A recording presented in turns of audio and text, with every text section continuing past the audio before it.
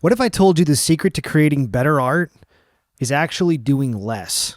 See, for years, I thought the only way to be successful as an artist was to bleed for my art, to give it absolutely 100%, leave it all out in the field, nothing in the tank. But the truth is, that nearly broke me.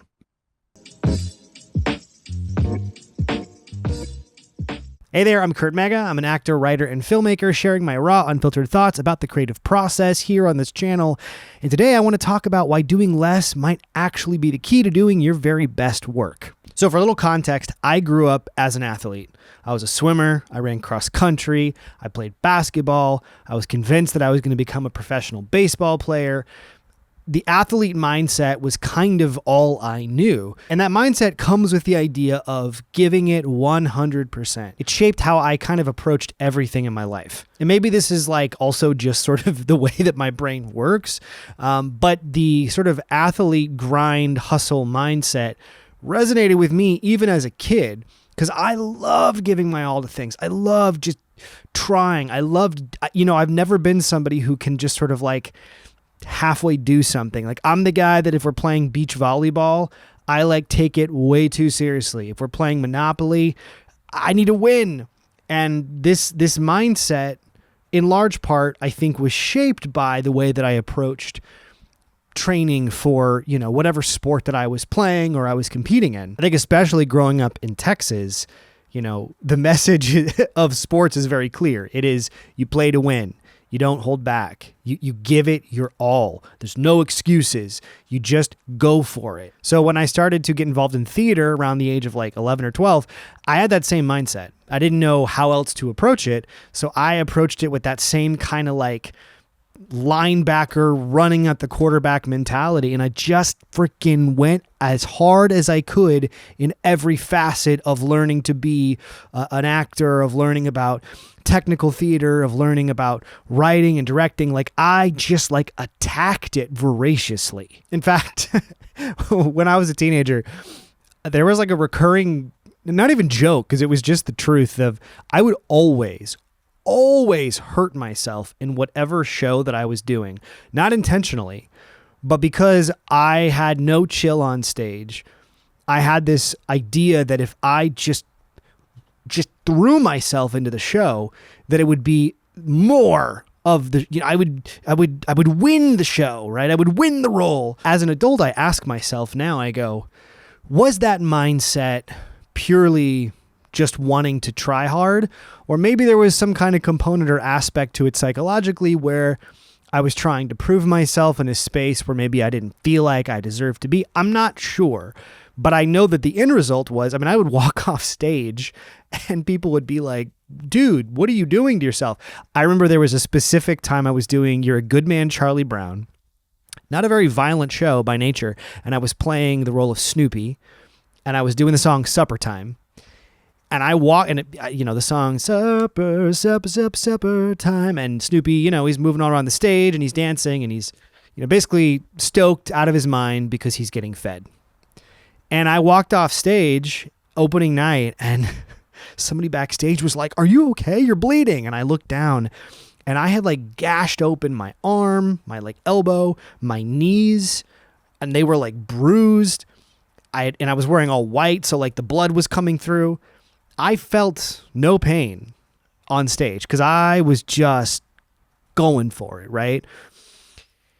And I had this breakthrough even recently. The note that I was given was, you're trying to muscle your way through this performance. And as we were kind of delving through like, well, he wasn't wrong by any means, but like, why am I doing that? And it reminded me of when I was a teenager and how I would wrestle these performances, like trying to like do too much. And in the effort of doing too much, you actually start to strangle the creativity because you're manhandling it, and the aggressiveness is actually limiting the freedom you have. It's actually causing it to become stiff and uptight and immovable. So despite the fact that I felt like I was giving all of myself, I was actually limiting the freedom that I had on stage and in creative projects to to make choices and to react and to feel. I wasn't aware of it at the time, but that really is what I was doing to myself. And I took this mentality with me into my early adult years as I began to start making my own things, as I began to start writing and producing and filmmaking. And I brought that same kind of drive into my creative process. I would sacrifice sleep. I wouldn't get enough rest. I would take on way too many responsibilities.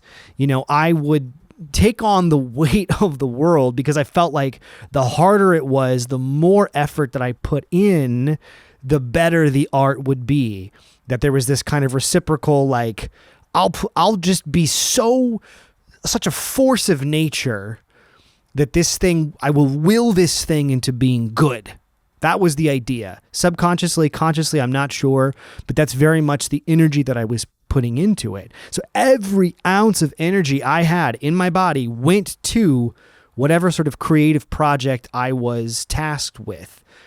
And in many ways, that work ethic actually got me a ton of opportunities. And it actually led to me making stuff that I'm really proud of. So I am grateful for the work ethic that I was raised with around the world of sports and athleticism. I think a lot of artists actually could benefit in many ways from taking a more disciplined and structured approach to creativity.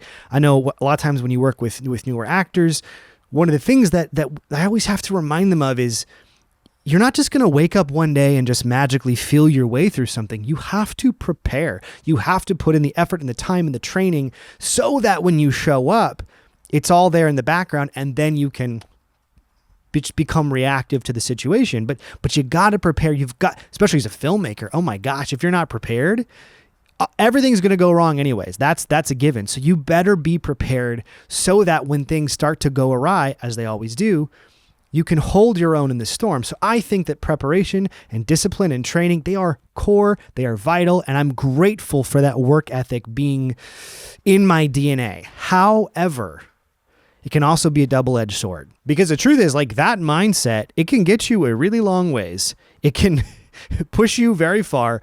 It can get results until it can destroy you. Over the years, I have experienced so much burnout in ways that have left me so empty and so hollow for an extended period of time. And, this is not like a phenomenon for me, especially. Like, I think a lot of people, especially creatives, but just people, millennials, Gen Z, folks entering the workforce are realizing like how difficult it is to just exist and survive. Everyone's working 17 jobs and trying to just keep their heads afloat.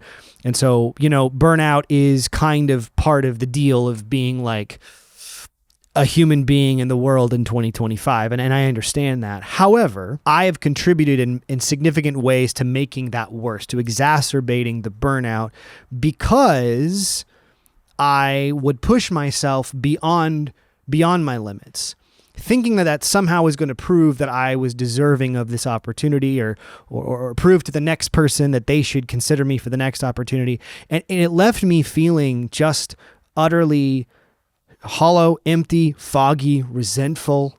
And it really boils down to, I was completely wiped out, burned out. I had nothing left to give. And that is not sustainable. And the more I pushed myself to prove that I was undeniable, the more that it backfired. Internally, maybe nobody else realized it, but internally, I could feel it backfiring. I was trying to prove something to myself, to other people. Like, if I just worked harder than everyone else, no one could ignore me. But the thing is, killing yourself to make your art does not make you undeniable. It just makes you freaking exhausted. And it makes you so that you don't have anything left in the tank for the next thing. And that does not lead to a healthy life as an artist. That is not a sustainable way to work. And I think that is the trap of hustle culture. It glorifies the suffering. It glorifies the idea that pain is just weakness leaving the body. But it never talks about longevity. It never stops to ask, like, well, can you still do this in 10 years and 20 years? if I believe anything, I believe that my calling as a person in this world is to be an artist for the rest of my life. If I'm just exhausting everything I have for this one thing, I'm going to have nothing in the tank for the next thing that comes along. Well, then I'm not really sustaining myself as an artist. I'm continuously stopping and starting and stopping and starting. And every single time I restart, I have a little bit less. I have a little bit less. I have a little bit less. Like, it robs you of the joy that made you want to be a creative person and an artist in the first place. So now I'm trying something different, and I'm putting it out there because maybe it resonates with you and maybe it's something you want to try with me. I'm doing about 70%, not 100%. Because if I give everything 100%, that thing gets everything, and then I neglect everything else. So what am I doing with the other 30%? Making space for rest, for exercise, for spending time with people, for being alive in the world, for experiencing nature, for tasting great food, for watching a film, not to analyze it, to go, how can I make my film better, but just to experience what it is, to read. I started reading again for the first time in like the last few years. I love to read. As a kid, I read all the time. But in the last like 5, 6, 7, 8 years, I haven't been reading. There's no time. I've got to be writing. I've got to be producing. I've got to just read. Man, what a gift it is to just lay in bed and read a book, not to try to take ideas out of it to use, but just to let it soak into your brain and into your soul. I'm stopping relying on these all-nighters and these hectic, like crazy sort of pushes to get a project to the finish line. And sometimes that means that I cannot commit to as much. Or sometimes it means I have to let people down and say, guess what?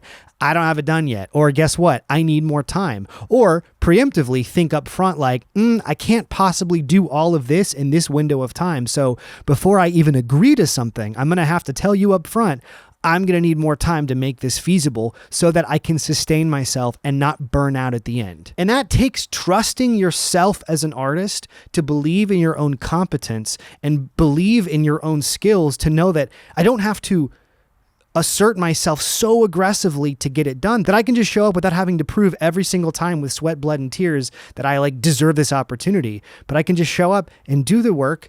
And it doesn't have to be hard. It doesn't have to be the most intense, exhausting, back-breaking thing I've ever done. I can just show up and do it and know that I'm competent and I can do the work at a baseline, and it's good and it's enough. Because the most underrated skill in creativity is not about raw effort. It is about longevity.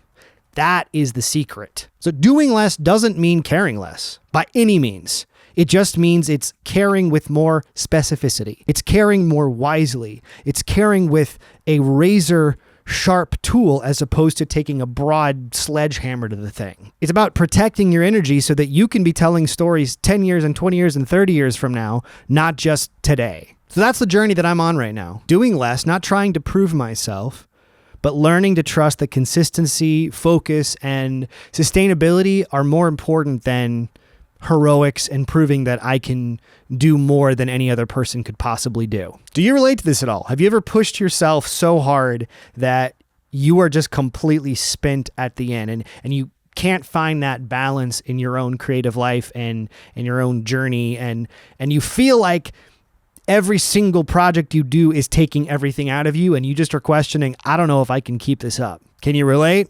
I have a feeling a lot of you probably can. And hey, if these conversations about the creative process resonate with you, hit subscribe. I'm trying a new thing. I'm trying to do it consistently, and I'm trying to really connect with other artists and other creators and have conversations that help us make work that A, we're proud of, B, that we can keep doing, and C, that like have a real impact on the world and the people around us. And if you're figuring it out too, maybe we can do it together.